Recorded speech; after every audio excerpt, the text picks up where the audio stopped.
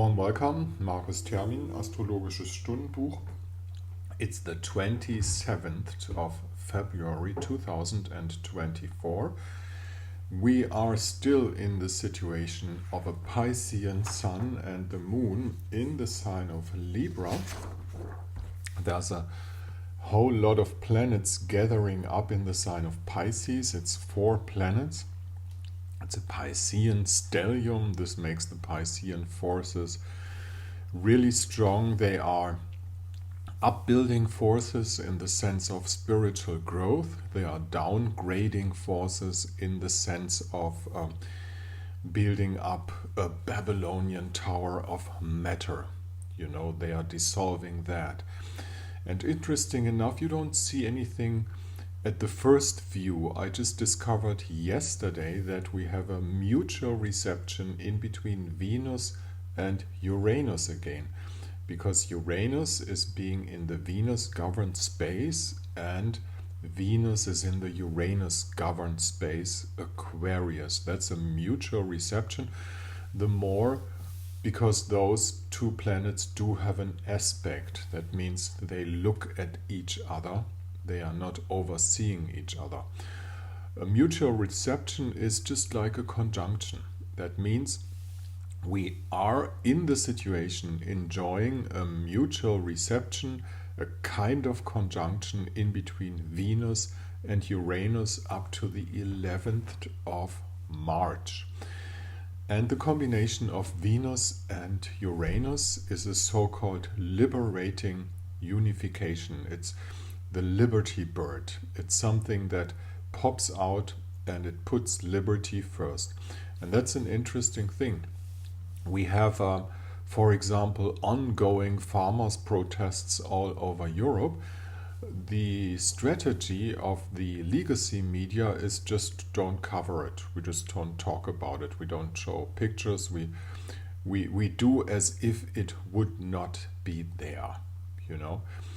And also, the German Chancellor, for instance, is liberating himself from the need to deliver maximum heavy weapons to the war zones of Europe, you know. Is that a Liberty Bird? Well, not really. You know, liberty is something different, but he's under hard pressure of those who really want to get deeply involved in war scenes, ongoing war scenes. They really want the deliverage of those weapons. Anyhow, there's a mutual reception. That means we have a square position in between the planets that have mutual receptions. And that means at the same time somebody is pushing and pulling. There's a lot of energy in between Venus and Uranus. And this is interesting for the upcoming year because anyhow, you know, as Pluto in Aquarius is liberation and revolutionary liberation, this is quite a step up for this fresh year. So let's look at that.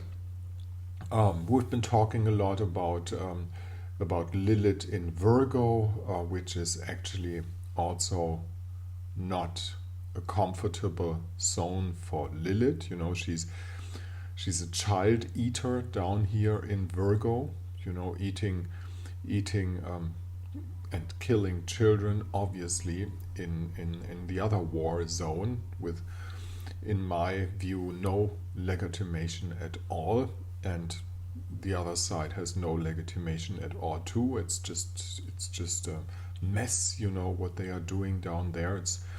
I'm not going into ideologies, you know, this is not what it's about. It's all planned, it's all staged, it's all done, it's all about deliverage of weapons. It's all warmongery of those persons who have a deep interest in that, you know, on both sides, always on both sides.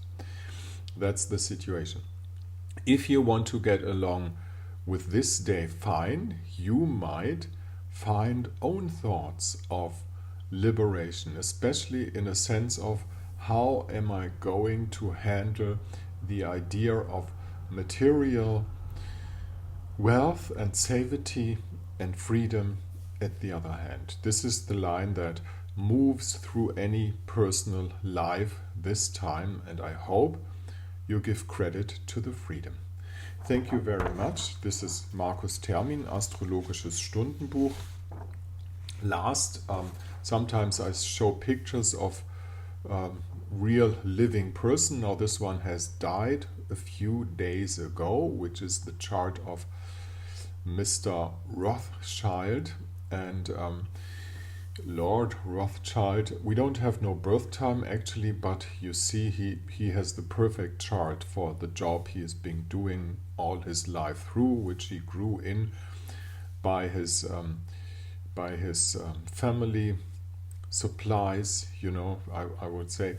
But look at that. I mean, he's one of the persons who has Uranus in the sign of Taurus, and he has a Taurus sun at the same time, and he's born with Uranus in Taurus actually, so he's someone with the balances in the sign of Taurus. He's really he grew into his profession, into his job with his chart perfectly. See this big fire trine in between Moon in Leo, and then he has Venus in Aries, which is Venus in Aries is always defending his area, defending his place. Venus is defending the place. In Aries, she's a fighter. Venus in Aries, though this is a little contradictory. What does she fight for? Of course, for money.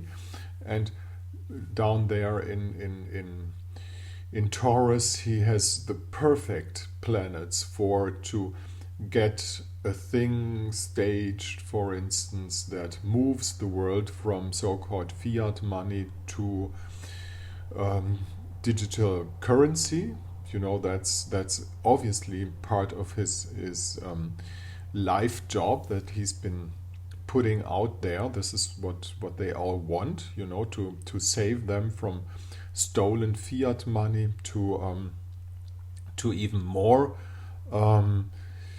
unjust and criminal pseudo virtual currency that will take the freedom of anybody, But anyhow, I'm not the one to judge another person's life. I can say that. I see this person and the surrounding very, very critical. He's obviously not the only one, but there's a powerful person who died recently this year. His system and the system that made him possible did not die, and I'm sure that he took preparations that it will move on just the same way as he put this thing on stage. And well, that's it.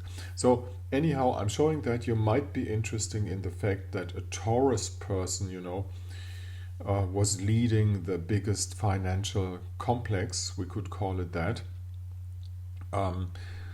It's not about knowing numbers. It's the biggest by far. They and he was the perfect person leading that. Wonder if they find another person with a chart fitting like that. Thank you very much for listening. This is Markus Termin, Astrologisches Stundenbuch. You can get in contact with me through this mail address up there. Down here at my blog site, you'll find the conditions of a consultation. Thank you. 27th of February 2024.